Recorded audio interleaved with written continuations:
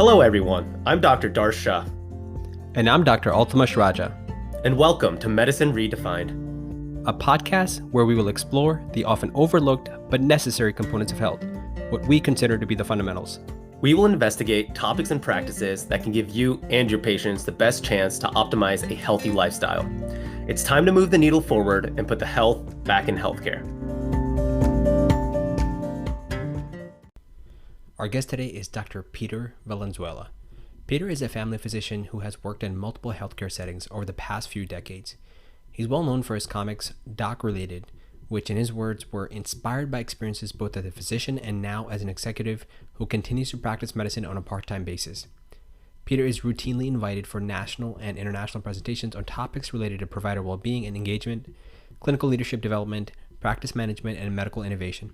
Over his career, he's been recognized twice by the MGA and the American College of Medical Practice Executives with the Harwick Innovation Award for meeting the challenges of the new healthcare system head-on and developing innovative solutions that enhance the effectiveness of healthcare delivery, as well as the Physician Executive of the Year for exhibiting outstanding leadership to achieve healthcare delivery.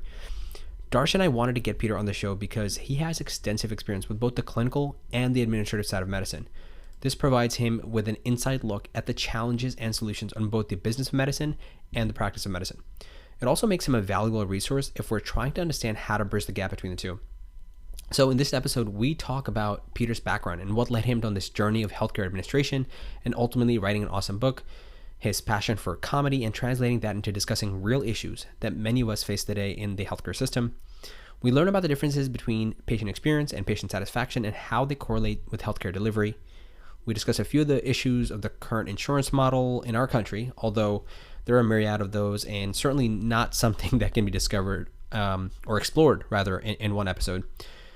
We talk about other issues such as reimbursement, coding, billing, and the ever so hated electronic medical records, or as Peter says, early mandatory retirement. And we end with looking towards a path for a more hopeful future. And it certainly begins with shedding light on a lot of the current issues that we face in today's healthcare model. My healthcare colleagues will really be able to relate to this because you likely have firsthand experience with many of the things we touch upon. But for those not in the field, this should be particularly insightful for you because you'll get a sense of the day-to-day struggles your physicians, nurses, and APNs face as we really lift up the curtain to take you backstage, if you will. Now, without further delay, please enjoy our discussion with Dr. Peter Valenzuela.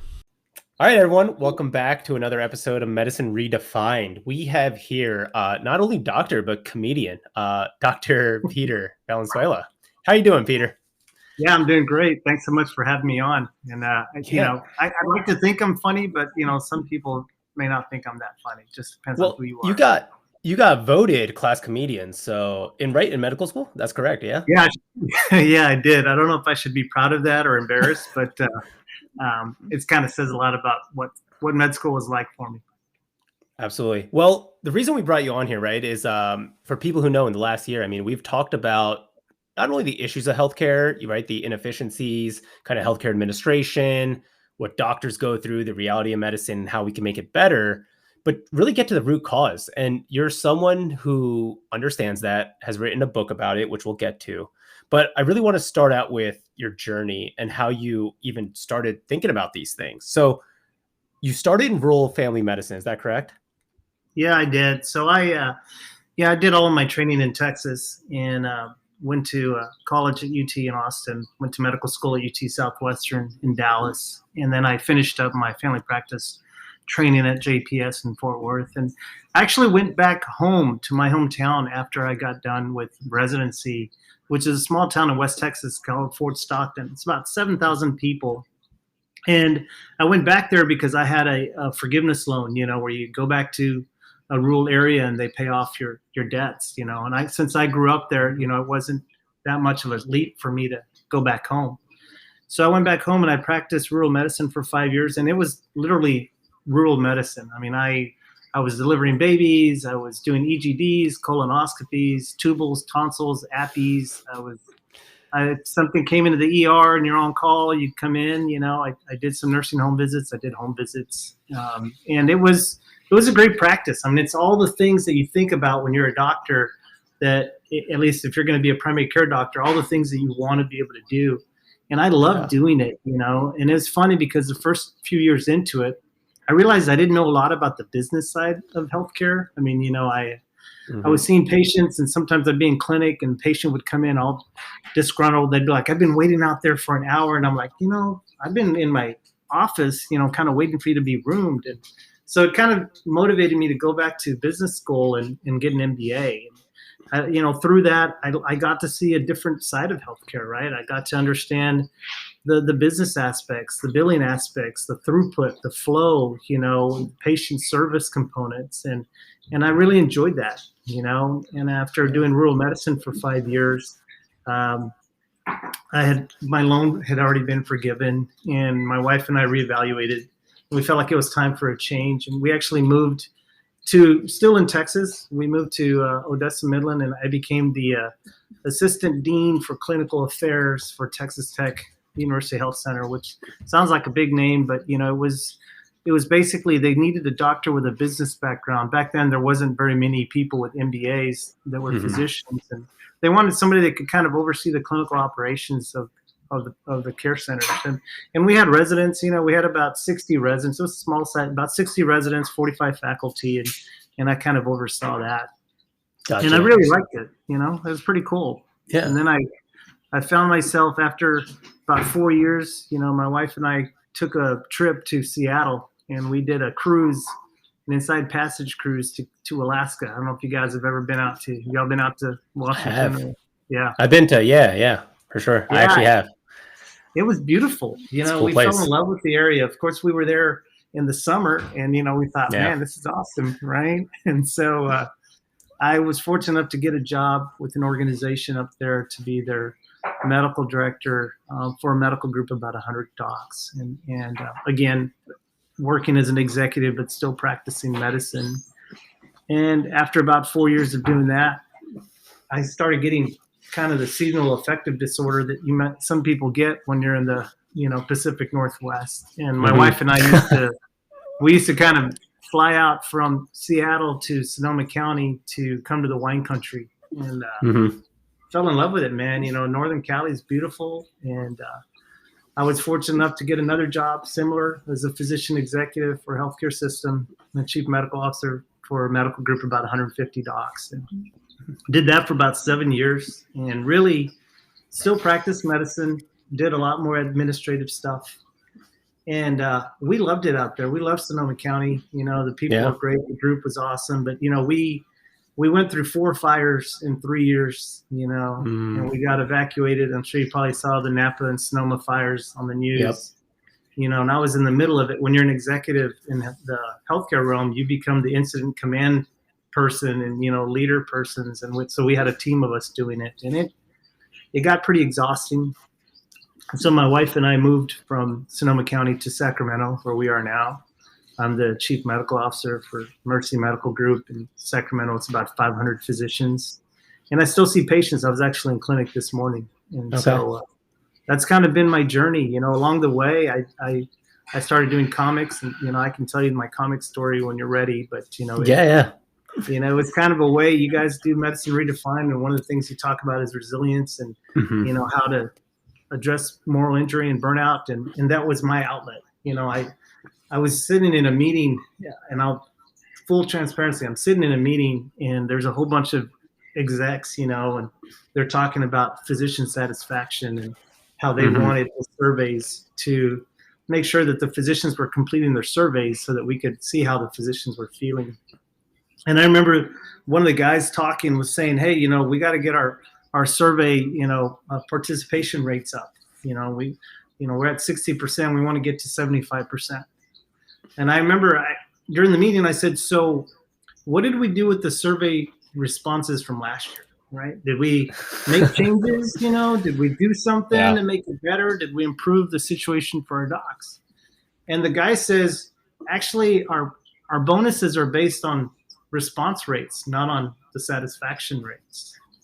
And I was like, what? I mean, all they cared about was having a certain number of people participate, but they weren't looking at what people were saying when they did it. And I remember looking around going, man, you can't make this stuff up, right? And so I decided that's going to be one of my first comics. And I've always liked to draw, so Right. I started making comics. Gotcha.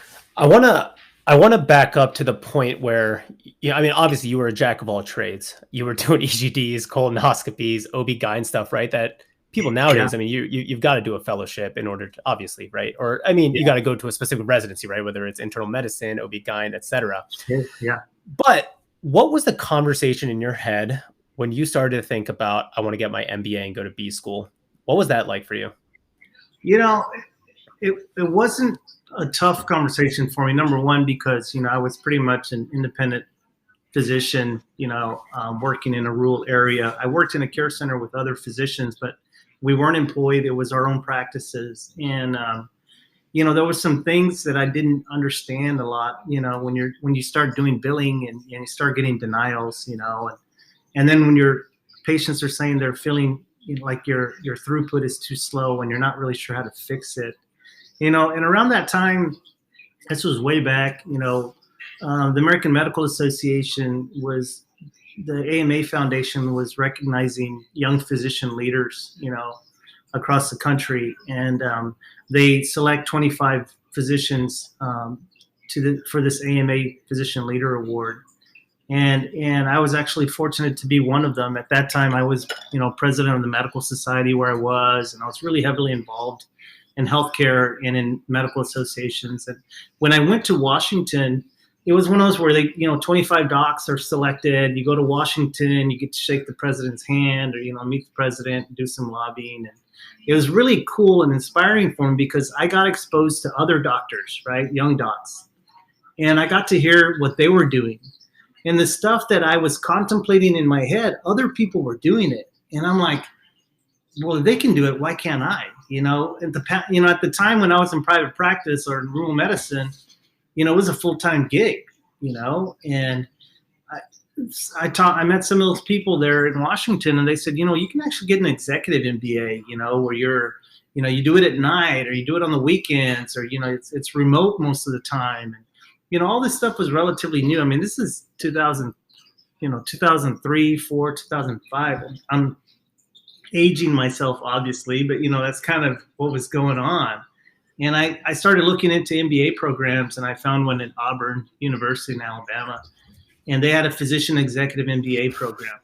I see you smiling. I was born in Auburn. I'm a huge War Eagle fan. So. Oh man, War Eagle. So so I loved actually going out there, Opelika and all that parts out there, Toomer's Corner, and so I researched the MBA programs for physicians, and Auburn's program was one of those top 10 programs for physician executive programs and MBAs. And so it was one of those. It was a 2-year program. And about every 2 to 3 months, I'd fly to Auburn, spend about 10 days there with about 25 other physicians from across the country. And we learned about healthcare, right? And then in between, when we weren't physically there, we were doing work remotely, right? Accounting, statistics, all that stuff. And it was cool because in the second year, we flew to London to study the European healthcare system and it was called comparative health systems. And we learned about Europe's healthcare system, like France and all these and British and Canadian and other aspects of how they compared to the U.S. and what was different about our healthcare to theirs. And it totally opened my eyes up. I mean, the stuff that you don't learn, in fellowship and in training when you're in medical school and in residency, you get to see the comparison, and it's eye-opening for you. And so when I got back, I thought, I was still in rural medicine, and I thought I want to try to impact healthcare on a bigger level. So that's when I started doing more administrative work. Peter, I think it's probably worth, most of the folks that are probably going to be listening to this are going to be healthcare practitioners, in the medical field. But there are some people who listen who maybe don't know the differences, right? Understanding that we don't have the time to visit all the differences, but what are some key things that you might have learned that you started implementing immediately into, your hospital system when you were the advisor for the medical group on the admin side? Yeah, I mean, as far as compared to other countries, I think for me, the things that we could impact were really around the patient experience aspects of how you took care of patients, and really trying to incorporate other aspects like phone surveys and really other coordination of care aspects that we didn't think about, like having the nurse call after a patient had been discharged, see how they're doing. This is way back, right? Other countries have been doing this. The really big things that I would have loved to impact, well, I shouldn't say I didn't, because I came up with a couple of ideas, but it was the fact that, number one, the other countries had universal healthcare system, right? So everybody got taken care of. When I was in Texas, there was, I think it was like 28% of Texans at that time had no health insurance. I mean, it was statistically crazy. The second part was around pharma, right? Pharmaceuticals in other countries, they negotiate with the government for their rates, right? And so the pharma is paid through universal healthcare system. It's not the skyrocketing prices that we have here, right? Because they're negotiating with the government in other countries.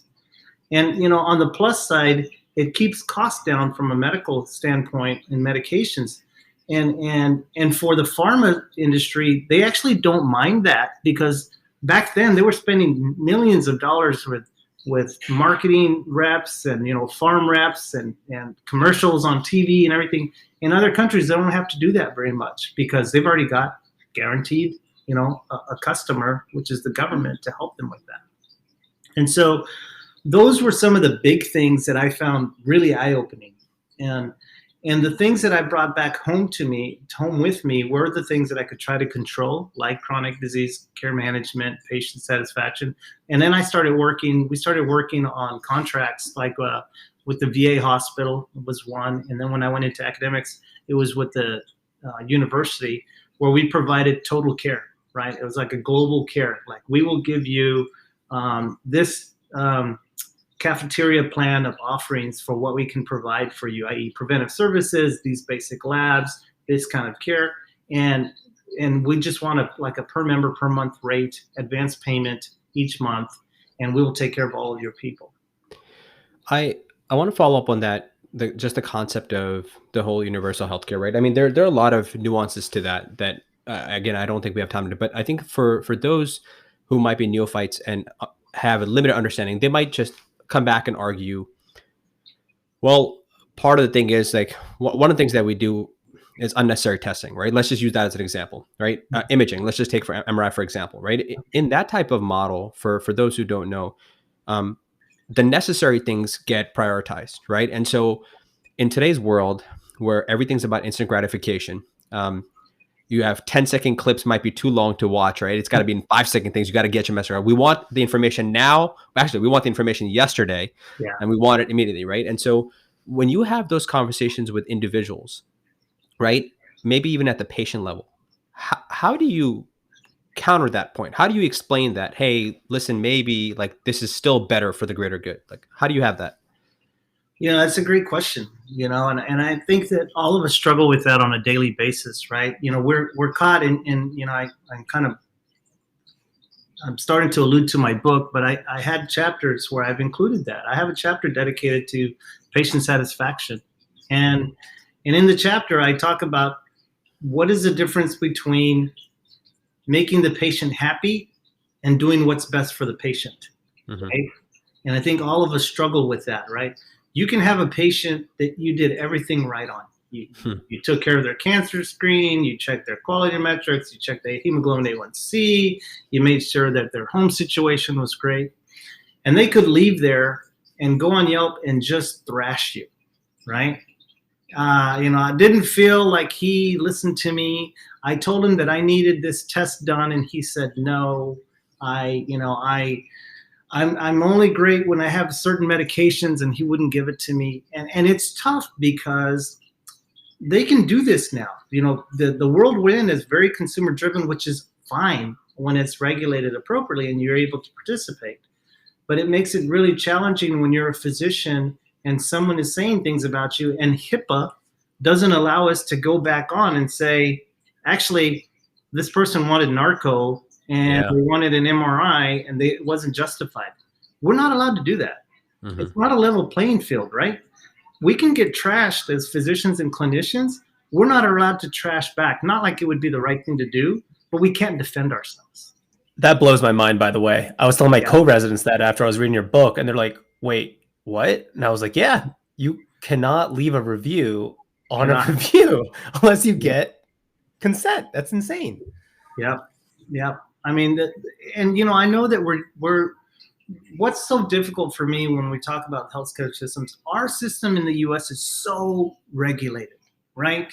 I mean, you might have heard me say we have 1,700 quality metrics, you know, we have, 57, HEDIS related categories, and we have all kinds of things that we deal with that we are required to, right? It's no surprise that our charts and our documentation are 3 to 4 times longer than charts you would find in Europe and France and London and others, because half or 2/3, even 3/4 of what we're doing is to comply with everything else we need to do to provide good care. And so patient satisfaction, I'm going to circle back, is it's a catch, right? Because you want to do the right thing for patients, but the way we currently measure it, and with social media and the consumer-driven market we're in now, it's gotten really misconstrued.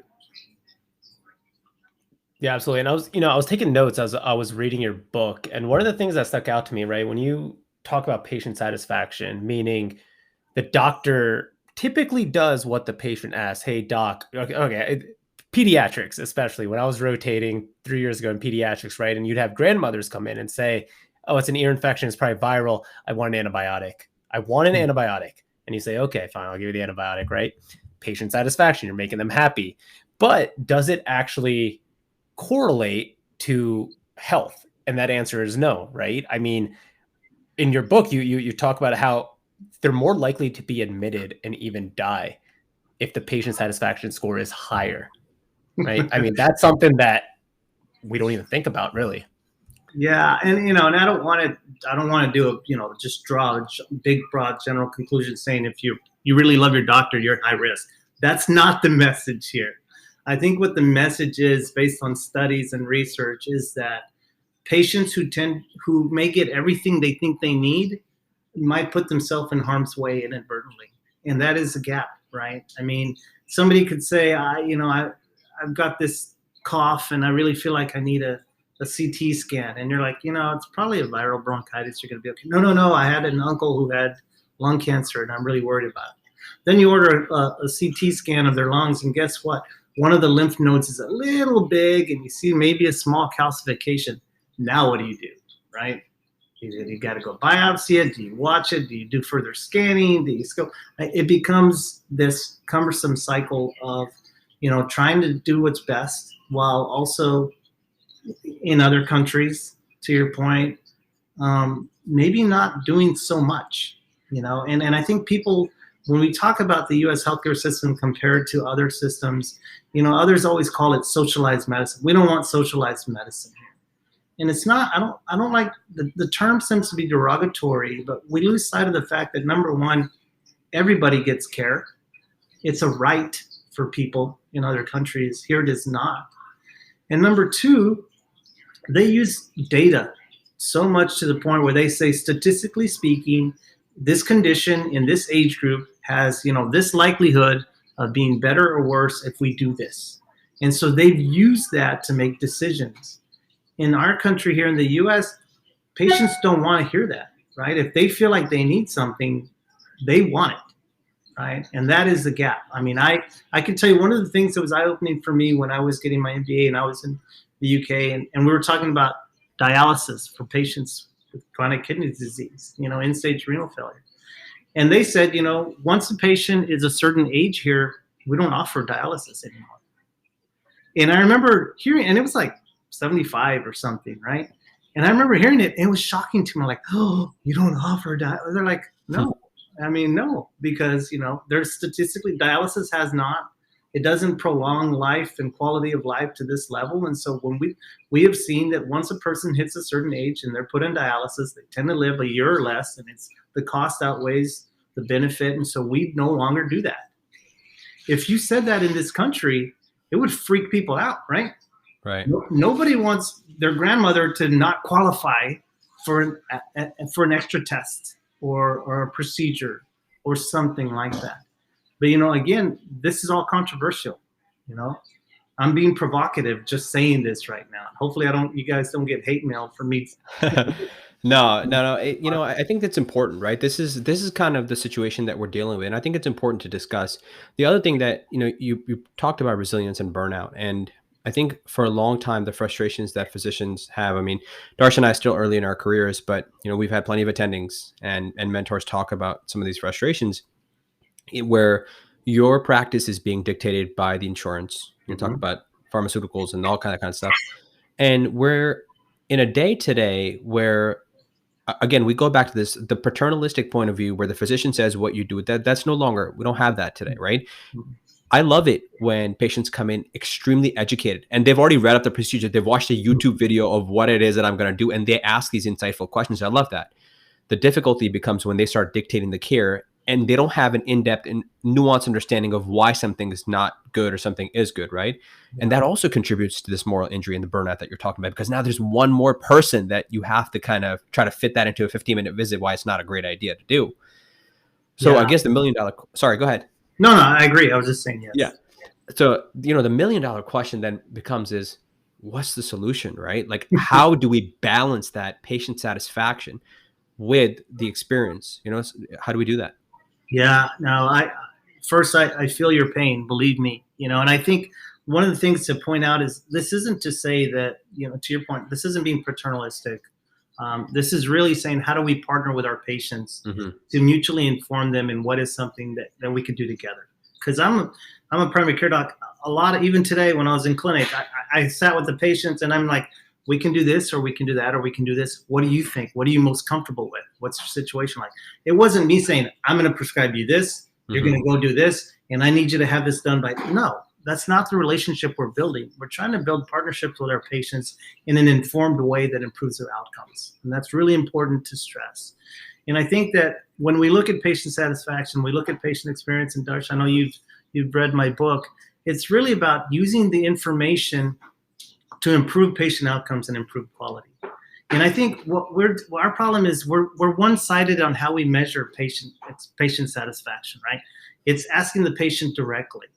But what we don't do is we don't ask the caregivers around them. We don't ask the people that partner with them.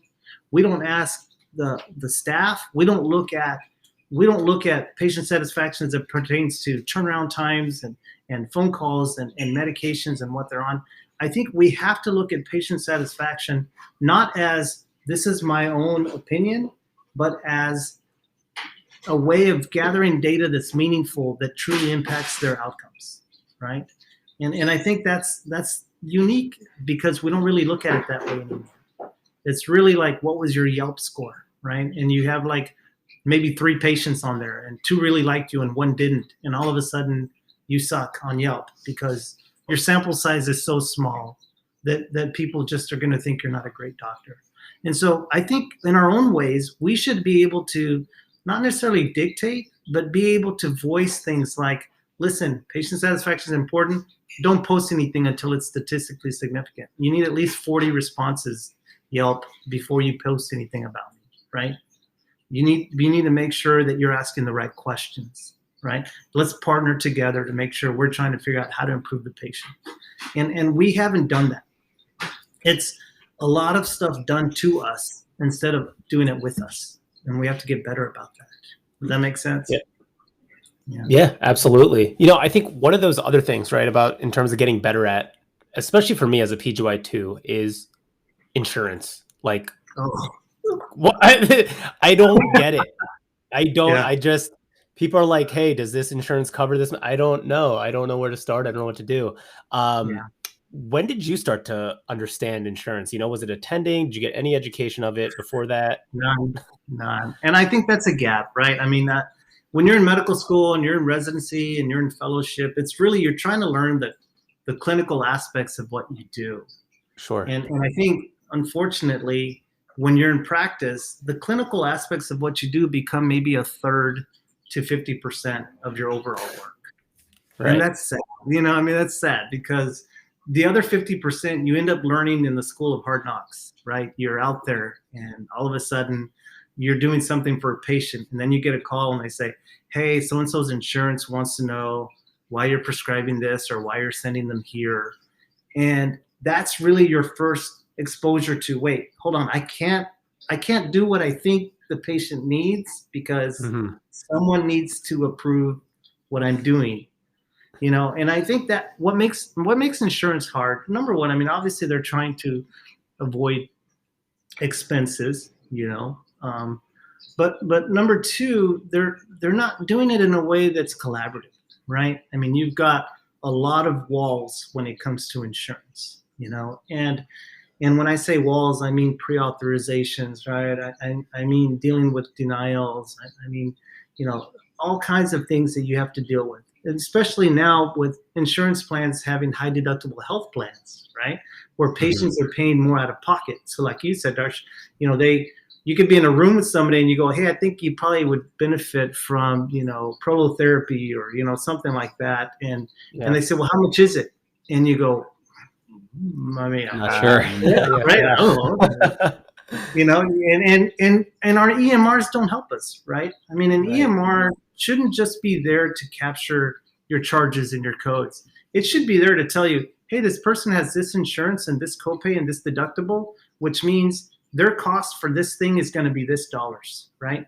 And the government, to their credit, is moving towards that, right? They're moving to the no surprise billing and cost transparency. So like next year, when a patient sees you, and I'll tell you, healthcare organizations everywhere is trying to figure this out.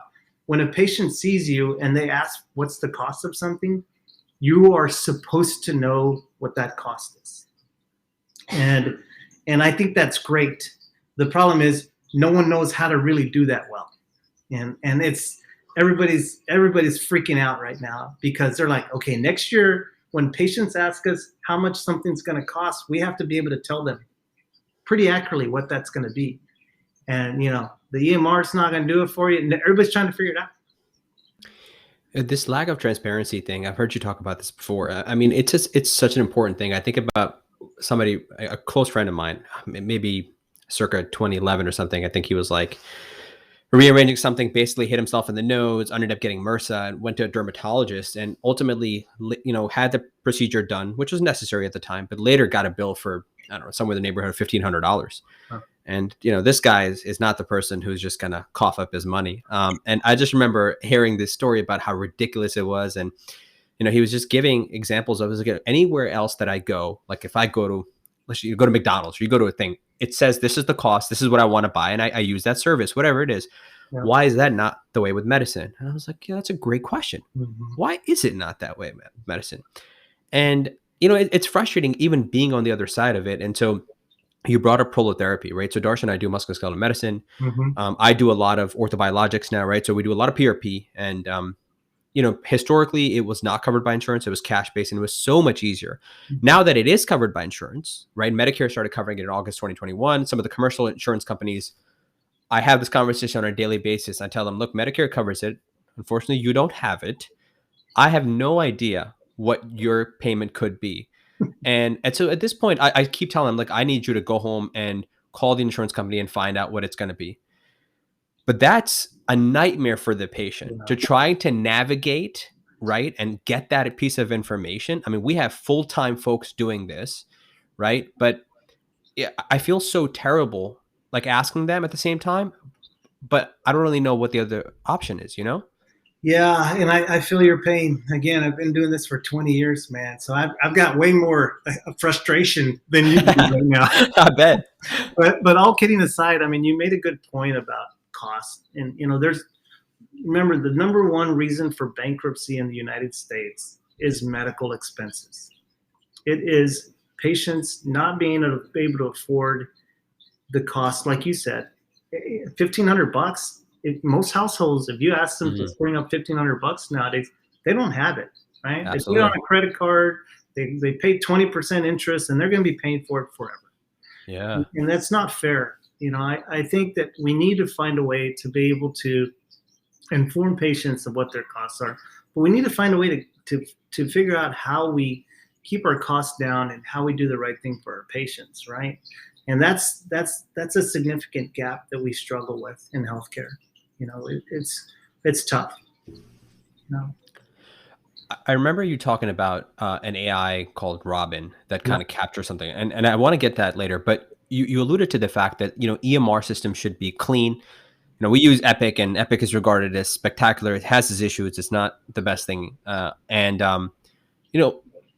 you aware of anything in the works or something like that, or are you optimistic that somewhere in the near future something like that is doable? I mean, I know people out there are smart enough to do that today, but like, where's your head at on that? What do you think? I mean, I'm optimistic. I'd like to be optimistic. And I think the reason I'm optimistic is because now the government is starting to try to pass interoperability laws, which means we should be able to connect apps and other platforms with each other, right? I mean, Epic's been the big dog, and Cerner, and there's a couple of big EMRs that have had the majority of the market, and they've all said, we don't want to play with anybody else, right? This is my football, and I don't want to share it, i.e., I'm not going to let other apps or other templates or other platforms come into my own EMR to gather data or whatever. And we need to be able to bust through that, and we need to be able to allow access for all these platforms to work together. And that's the problem, right? I mean, today I was seeing a patient, and they had been seen outside of the care center. And so I went and clicked on their visit when they were seen somewhere else. And it says, this document cannot be seen. It was scanned. Please look for the scanned document. You guys know, right? And I'm like, I'm not going to go look for the scanned document for this patient. I mean, I don't have that kind of time, right? And those are the headaches that we're dealing with right now. And I think that patients don't realize it. Patients assume they all talk to each other, right? Like you said earlier. I mean, I made a comic years ago that talks, it's two doctors talking, and one doctor says, I can call my pizza place and they know exactly what I ordered last time, and they tell me how much it is. He said, but I can't go into an EMR and see what somebody else did and know what I need to do myself. I mean, why is it that every other industry has figured this stuff out, but not us? And I think that, to some extent, people always say, well, there's going to be disruptions in healthcare, and it's not going to come from healthcare people. And people who are in healthcare don't like hearing that, but I got to be honest, I'm excited about it. If we can't figure it out ourselves, let's look for other people outside of our industry. Yeah. Some of the most successful, chronic disease platforms and other platforms are people that came in from the outside and said, let's figure it out. I mentioned Robin when I was, in the past, when I talk about AI. I mean, there's things like Suki and other AIs that are really great at figuring out things so that we don't have to sit in front of a computer and manually put it in ourselves. And we should allow access to platforms like that to be able to talk with the EMRs that we're using. I guess for those who don't know, what is it that you meant by that? So I know we were talking about ICD-10 codes, but if you could just elaborate on what it is that you mean exactly by that. So I'll give you an example, right? So a GI doc, gastroenterologist, right, uses an EMR in their clinic, which might be different from the EMR in their hospital, which is different from the EMR they have in their surgery center, right? And a lot of GI docs I know, they love the EMR in the surgery center because it's more appropriate for their type of patients and what they see and do. Whereas other EMRs, they're kind of fillers and not really needing what they need. And I think that what we should, and they don't talk to each other. So you have to scan the documents and put it into the other EMR and scan that and put it into the other EMR. I worked with rheumatologists who worked for years to try to put a homunculus in their EMR to be able to draw the diagram and what they did, right? And it took years for us to be able to do that. And when I think about why does it take so long? What is the problem here? What are the restrictions? We need to figure out how to deregulate or democratize what it is patients and physicians need to be able to take care of patients better. Does that make sense? Yeah, absolutely. No, you're good. So, I mean, obviously, Altamash and I are kind of just budding in our career right now. You've been in it for 20 years. So you've experienced both, right? I'm sure you've done handwritten notes and now you've done the EMR. And that transition, I'm sure, obviously was a huge learning curve. But let's talk about the pros, at least, of an EMR. What are those things that are like, this is great. This is what EMR should be used for? Well, number one, legibility. Yeah. Oh, yeah. Chicken scratch, no more. I remember getting consultants with letters back or whatever. But, not even that could have been, you could transcribe or dictate that and be able to see that. I think for the most part, it's really about reminders and quality metrics and making sure you're doing the right thing. I think EMRs have the capacity to be the most up-to-date. A lot of the EMRs actually have up-to-date where you can look something up for a treatment plan for a patient. EMRs have the way to build pathways. Oncologists use them to use pathways on what's the best way to care for this type of cancer. I see. So there's a lot of pros to it.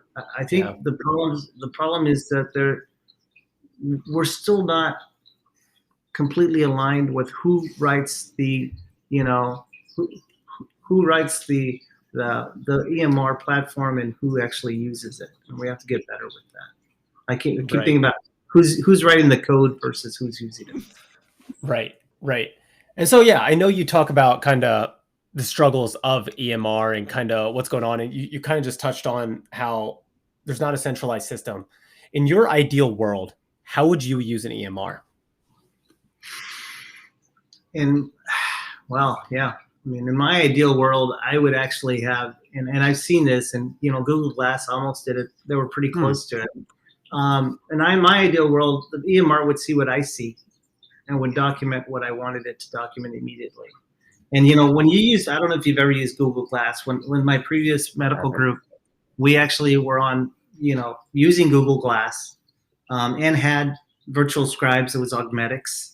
Had virtual scribes who were kind of in the room with you. They're actually in other countries. I think that they were operating out of India, I believe. But you were wearing the glass. You had the scribe that was connected to you, and you were talking to the patient. And while you were talking to the patient, the scribe was hearing what you were doing, and they were able to capture everything you were doing and also see what you were doing. They had to fill out a form for that.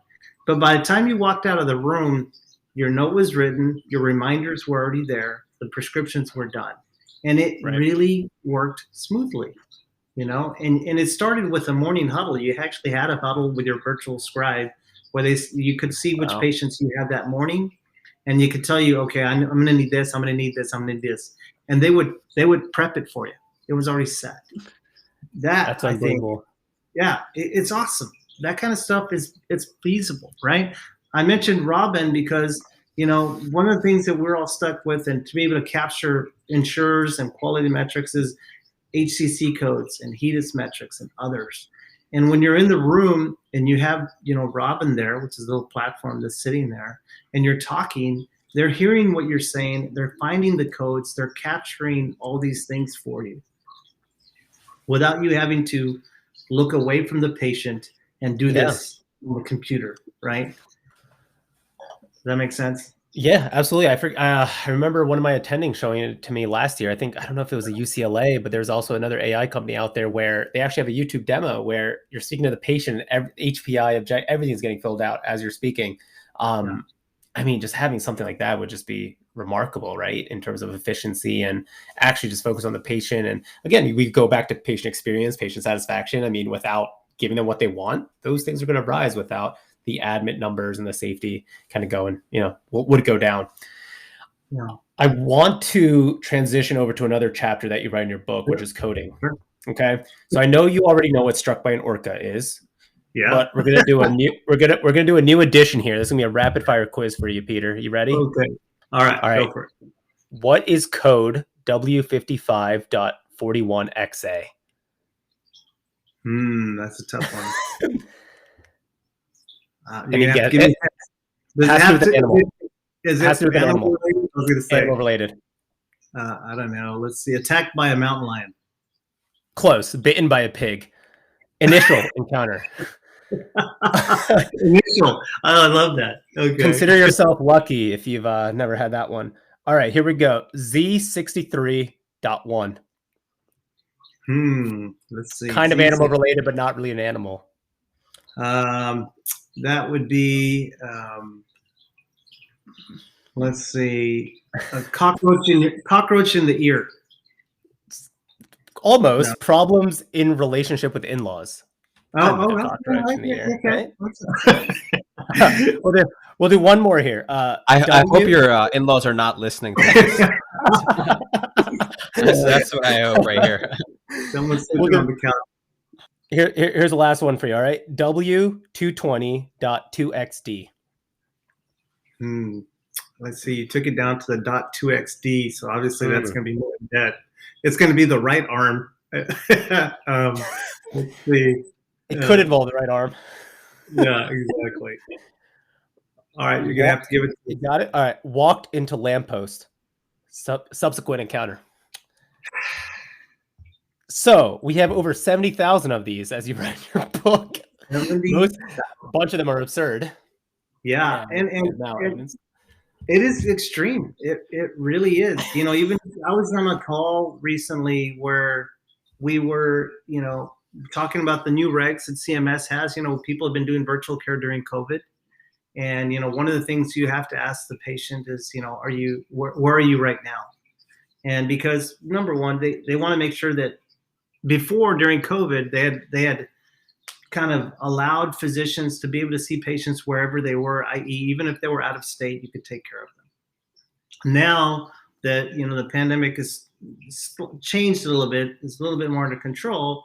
A lot of the states have gone back to saying, okay, you can only take care of patients in this state, right? And so all those advances that we had done, like even us here, you're East Coast, I'm West Coast, and we're able to have this conversation. From a healthcare perspective, a physician cannot do that. Right? A physician can't do that if their patient is not in the state they're in because you're only licensed in that state, right? Well, now there's a nuance to it. Now we have to ask the patient where they are, even if they're in the state. Are you at home? Are you in a clinic? Are you in the car? I mean, it's so random. The questions are being asked around. So are we going to have new codes that we have to say spoke with patient when they were in their bedroom versus spoke with patient in the kitchen versus spoke with patient in car versus spoke with patient in clinic? I mean, it is we go crazy when it comes to finding ways to bureaucratize a lot of this stuff,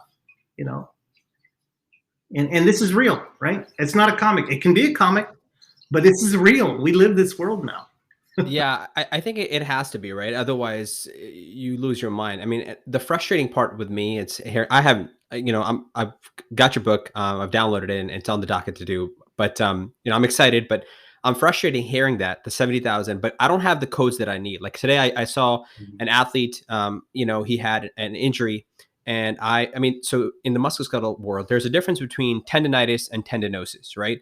I can't find adductor tendinosis, right? And so I have to have 6 other things. So if somebody goes back and reads, like, what is this doc trying to communicate here? They might be able to triangulate the diagnosis with the 4 other ones that I've put. And, I think it's incredibly frustrating for providers for certain. But also, this comes back to the point of when we were talking about the confusion with insurance and lack of transparency on that stuff. I'll share a story with you. A while back, I remember, I had insurance and my wife had gone to see her for a preventative care visit. And, under the insurance, and I understand our benefits extremely well, right? I'm well versed in that. I know what's covered, what's not covered. It's 100% preventative care visit. And so she went in as a routine visit and they asked, oh, how's things going? And they asked a question. And then she saw an advanced practitioner, nothing against them. It's just the person that she saw at the time had the initial preventative code was Z blah, blah, blah, right? And the secondary code should have been O blah, blah, blah. However, the person who had coded it had flipped the codes. Yeah. Mm-hmm. So now it's 100% coverage under preventative care, but they didn't build that. I get a bill and I'm like, well, this isn't right. And so, in our family, we have an agreement. I take care of the insurance issues. That's my job. And again, I'm a provider, but now on the patient side, Peter, this happened in October, I remember, and it wasn't resolved until July, but it wasn't that I had to, I don't know how many hours I spent. Definitely wasn't worth the $130 or whatever it cost. But it was about the principle. It was the principle. Yeah, that's exactly. Right. But my thought was ultimately the way we got to the bottom of it, Peter, was that I had went up the ladder on the insurance company, and then I had went up the ladder on the actual provider's billing company. And I'm the one who ended up deciphering that, hey, the codes need to be flipped, that the person had, and I had to explain those to supervisors. And the whole time I was thinking, a person who can't, who can't rub two pennies together, and that $130, they have no idea. They just have to be like, I guess I owe you money, Yeah. Or can I go to collections or whatever? And it just blew my mind. Yeah, and that's a great example, and I'll say two things to that. Unless you're in healthcare, you're not going to find that. So your first part was around finding the codes, and we talked about our EMR earlier. Just imagine if the EMR said, okay, this is a PM&R physician, and so I know this is a PNR physician, so the codes I'm going to pull up are going to be the most common codes used by PM&R and the most commonly coded codes, right? So that it pops up early on what you need, right? Versus me as a family doc, I don't need your codes, I need my codes, right? Can you imagine if the EMR could actually say, this is a cardiologist, this is a gastroenterologist, this is an OB-GYN, this is a PM&R, and prioritize codes so that you don't spend all that time trying to find it? That's number one, where I think the EMRs can be better. And I think number two, to your point, and I joke about this in my book, we have so many rules around not just coding, but the ranking of the codes, because what you put number one makes all the difference in number two and number three and what you're going to do. And people don't know this, right? And now there's quality metrics around this, which means when you see a patient, you need to make sure you capture that main HCC code or other first and not others. It's so cumbersome and it's so hard to remember, right? Because as doctors, we're like, okay, I treated their knee, I treated the back, I treated the headache, I treated some depression, I treated this. And then now you have to prioritize which one is going to be the highest level reimbursement or, the most important from a quality perspective, right? To be able to capture that. And, medical school nursing doesn't always teach you that. They just want you to make sure you captured what you did, but now you have to prioritize it and rank it. And if you don't rank it right, number one, you might get penalized from a quality perspective, but number two, the patient might get a mega bill that they should have never received, right? And that's one of those things that we have to be better with. And AI can help us with that. That's the kind of stuff we as physicians aren't trained to do or shouldn't be spending all of our time doing, right? And I think what's tough is in the past, like when I was first started, we had coders that actually helped us code, right? So the CMS rules say that a physician can actually have, the physician is responsible for coding, but they can have somebody that can have signature authority to help you code. So there's people well trained to do nothing but this. And somehow along the lines, it became so high risk that most organizations said, no, we're going to leave it to the doctors to do, right? And I have a comic in my book, and you'll see it where it says, one of the doctors goes to the administrator and says, I'm spending all my time coding. I mean, what's going on? I need a coder. And the administration says, well, legally, you're responsible for the coding. And the doc goes back to his desk and he's coding, and there's a thought bubble that pops up and he says, well, I'm legally responsible to pay my own taxes, but I have an accountant that does that for me, right? To file my taxes. This is the same way. We actually should be utilizing other resources, other staff, other IT, whatever, to help us do the work that needs to get done. There's so many awesome things you said there. And a quote comes to mind. I was on kind of looking into like some contract stuff, diagnostics, education, that kind of stuff. And I don't know who to attribute this to, but I read that, somebody said that, we're training or we're educating our trainees to be better with patient care, but not teaching them to be better with practicing medicine. And I think what they were getting at is the business of medicine, right? All these things that you're talking about, they're really more than 50% of what medicine is in today's world that patients really don't get to see. Mm-hmm. And, I see the solution. Well, there's one way you can tack on extra training on top of my 9 years already. Darsh, who knows how many fellowships he'll do. You did an extra MBA to learn all these things, right? And Yeah. in a world with increasing burnout and moral injury, that kind of stuff, I'm not really sure that's the best solution. Sure. And then the other solution, which you've been advocating for, is to simplify the process, right? Where we're able to do. So I think that's kind of what it's got to be. Yeah, I couldn't agree more. And I really hope that we are able to make these changes sooner than later, because a lot of this has really led to early retirements and the moral injury and burnout that we're seeing. That's depending on what study you read. Tate Shanafeld's done a lot of research on it. 54% of physicians are burned out or have some level of it, and it's sad to hear that. And hopefully we can make some positive changes. I'm really crossing my fingers, right? I'm crossing my fingers, trying to be optimistic this will happen. Right. I mean, EMR, early mandatory retirement, right? As you put in your book. So there you go, man. Yeah. You got great characters, and we'll definitely talk about your book. Yeah, we'll definitely bring up some of the characters in your book towards the end of this. But I wanted to talk about, right? So a lot of what you and Altamaj kind of just talked about, kind of breaks my heart a little bit, right? Because we talk about this socioeconomic gap, right? Whereas that $130 bill goes to someone from the inner city. Altamaj trained in Johns Hopkins, right? So inner city Baltimore, where a lot of patients won't have the education to call or understand what's going on. Whereas we, at least as physicians, or even if we're not physicians, we're educated, we, can at least call, have a conversation, and try to get that bill flipped because we know about the principle, right?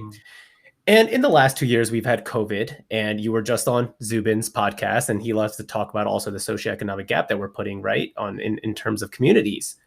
Sure. We're seeing a great resignation, right, is what they're calling it, right? We had the Great Depression, Great Awakening, all these different things, but now we're seeing so many people leave healthcare. And I just read an article in The Atlantic where they're saying 1 in 5 healthcare workers are leaving. Now, this is either due to mandatory vaccinations, or it's due to just, hey, burnout, or I don't agree with what's going on, and now I see different opportunity. Where do you see the future of healthcare going, especially with 20% of the workforce gone? That's a good question. I mean, it really is. And then I'd like to see healthcare going in a direction that includes social determinants of health. And you heard me, I kind of allude to that in the book.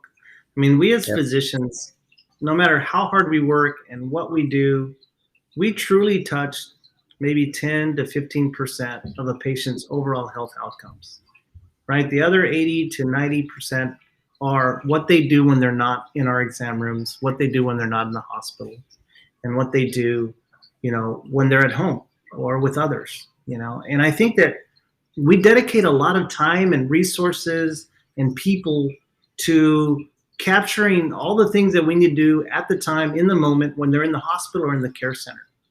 And once they leave those doors, we say, okay, we're done. Good luck to them, right? Sure hope that they don't do anything to hurt themselves, right? And that's where I think we could shift money from all these regulatory aspects and quality aspects. And like I mentioned, Don Berwick said, from a quality metric standpoint, we need to cut them in half. If we cut the number of quality metrics that we chased in half, we would save so much money that we could actually resource it to trying to help the patients in different ways. Alton, you kind of mentioned the bill that you got, right? What if we had navigators and financial counselors and others that could walk people through this and first get the bill first themselves and see if it's valid before it comes to you and address it? Can you imagine that? It could happen, right? We leave patients on their own to do what they need to do, and we don't guide them through a lot of this stuff. What if we could have dietitians, and we could have behavioral health people, and we could have social workers, and we could have navigators and others that could help the patients when they're not with us, so that they don't, they don't keep smoking or keep eating or keep hurting their bodies in some ways that they may not know they're doing. That's where my future of healthcare is. It's in not, yes, I'm worried about the great resignation. I'm worried about the physicians' fatigue, but I'm more worried about what's going to happen to patients if we lose so much without thinking proactively instead of reactively, right? Because our problem is we're all about sick care, we're not about well care, right? And we need to be better about that, right? Of course, I'm a primary care doc, so of course I think that way, right? Now, Peter, I love that you said that, right? So that's essentially the mission of our show, right? We talk about how we practice sick care, and the mission of is, and one of the final questions that we ask every guest, which you just answered, is how do we add the health back to healthcare, right? And you've beautifully said that. And I think about, as the year is coming to a close, kind of reflecting about a lot of awesome guests have come out here, all the great things that we've said. I think about something Dr. Amy Shaw recently came on and talked about how, we have evidence to support that, your autonomy with your time, like if you have, 2 to 4 hours a day of what you can do with that, that's going to contribute, or actually be less likely for you to get that burnout and contribute to happiness in terms of, and satisfaction, provider satisfaction. You touch on metrics, and you've talked about this before. Is a lot of them are unnecessary, which and contributes to click fatigue. I got to go through this. I got to review the meds and stuff like that, where somebody else could have done that. And in that 15-minute visit where I've got to get the x-ray, which takes 5 minutes. The patient's got to get whoever's rooming the patient has to do. By the time I see the patient, I've got 4 minutes left. Yeah. And in that 4 minutes, I need to get a good history. I need to sit down. I want to do some therapeutic listening so the patient actually feels like something happened. The doctor didn't come in and chart and all that stuff. And I think most physicians, we're closer to our training. I think when we go into medicine, we kind of want to do that. Most people do, right? And then for all the reasons that we talked about for the first hour, that when we can't do that, we start feeling discompassionate, right? And that even just compounds that burnout that makes it difficult, and it leads to EMR, early mandatory retirement, like you guys are talking about. So I'm super excited that you're optimistic about this. It inspires me even more. I think that, again, we're early and we see people who are ahead of us are doing it the right way and actually changing. And one of the things that you mentioned before is it's not gonna get fixed if people who are at the top, people who are leading, who are creating this policy are not in medicine. They haven't practiced clinical medicine like you have for the last 20 years. So sorry, it's a long-winded question, but the question for you is, how do we get more folks to get in those leadership roles, do the things that you're doing so that you can help influence that change from the inside? Yeah. Well, first I would say that you guys are already impacting healthcare, and you're already helping to inform and educate other people as to why this is important. So I would, I'll actually clap for you guys and say that I appreciate the effort that you guys are taking to do this, because it takes passion to try to let other people know what healthcare is like and how we can make it better. So I'll begin with that. I think the second part is trying to get more exposure into rooms and tables and committees where decisions happen. And for the most part, that's been a gap for us as physicians. And it's usually because we're so focused into the patient care realm that we don't have time to do the other part. And so it has to be a conscious effort to say, I am going to participate in this ethical discernment around whether we should continue to have this service within our medical group. Or, I am going to work with the manager to try to build something that's going to improve care. So we can, you don't have to necessarily have an MBA, but you have to have a desire to make positive change where you are. And yeah, and I think for us as physicians, we just, our focus has always been about the patient. And that's great, but it doesn't get you what you may need in the long run if other people are making decisions who don't have clinical backgrounds. And in my book, you'll notice this often. I know Darsh, you probably know this. I have a chapter on leadership, physician leadership and communication. Yeah. And there's a lot of statistics that show that healthcare organizations that are run by clinicians, physicians, APPs, nurses, whatever, people who have clinical backgrounds, statistically, those organizations perform better from a quality perspective, outcomes perspective, even revenue and performance perspective. And it is because exactly what you said. Exactly what you said, Alton. You need people at the higher tables to help make decisions, and until we sit there, the old saying, right? If you're not at the table, you're probably on the menu. That is our problem. We don't want to be on the menu. We want to be at the table. Right. Yeah, I've got the note right here. Hospital quality score is 25% higher in physician-run There hospitals. you So go. All right. absolutely. Oh, boy. Absolutely. Another gold star for Darsh. That's right. Yeah, I took some notes, and honestly, I really want to talk about your book here because it's absolutely fantastic. I mean, for me as a PGY too, and someone who, so let me preface it by this. I just wrote a tweet recently, right? That pre-meds do not understand medical school, med students don't understand residency, and residents have no idea what attending's life. Which essentially, full circle, pre-meds who want to go into this field have zero idea what medicine truly is, right? And I think your book really highlights a lot of those issues that we should understand early on, you know, if we want to get into this field and how we can combat those things. Because I think you offer a lot of great solutions. So I really want to thank you for that. I mean, 5 stars all around. Congrats to you. I mean, for becoming a bestseller, right? I think you were number 2 as of last week on list on Amazon. So amazing stuff. Absolutely. So congratulations to you. And the comics are great. They're funny. I love the characters. There's a Dr. Shaw in there. It's not me, but it's somebody else. But female Dr. Shaw. Yeah, female Dr. Shaw. But it's honestly great. And you know, if you are in the healthcare field, this is a book that you definitely should read. And again, it's called Doc Related. But Peter, I really want to ask, what's next for you? Yeah, well, we'll see. If this book doesn't get me fired, I'm hoping.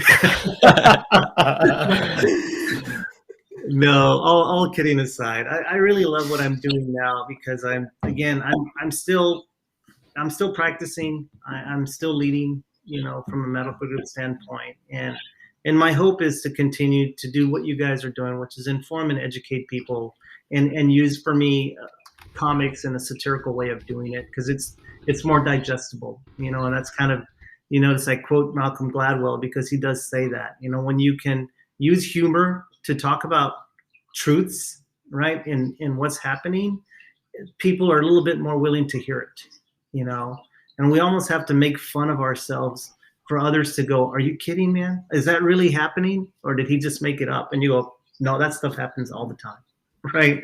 And we have to be able to raise the flag and alarm people and alert people as to what's broken and try to work together to make it better.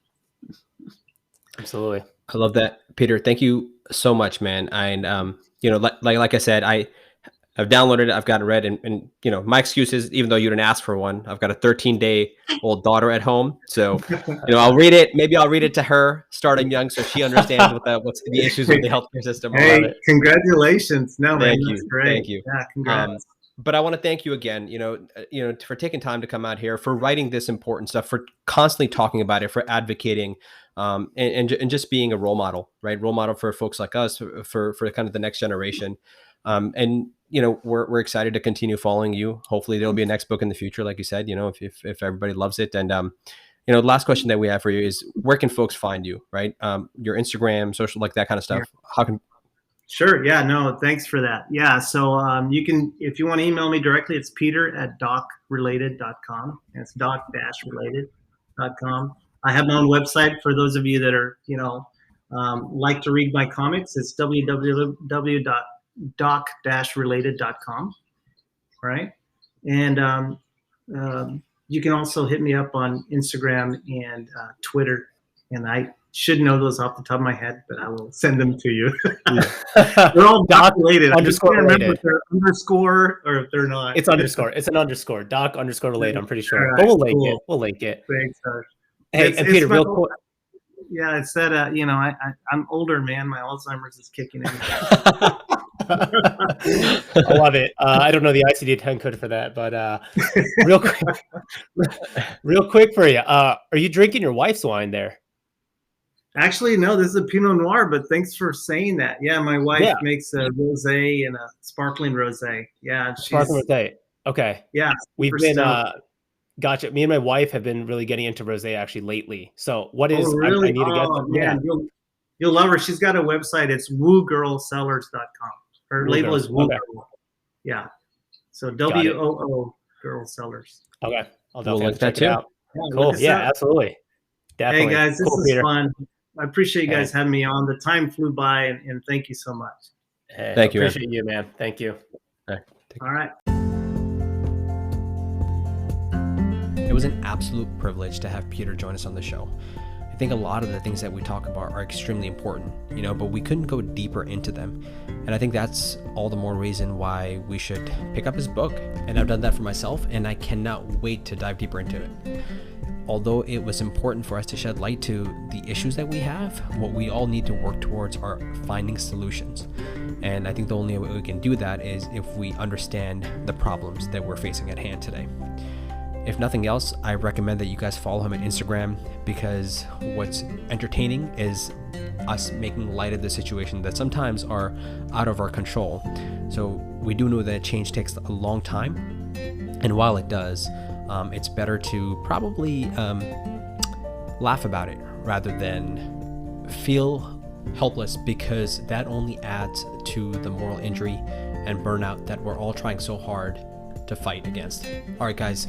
Last but not least, please remember the important disclaimer that everything in this podcast is for educational purposes only. It does not constitute the practice of medicine, nor should it be construed as medical advice. No physician-patient relationship is formed, and anything discussed in this podcast does not represent the views of our employers. We recommend that you seek the guidance of your personal physician regarding any specific health-related issues.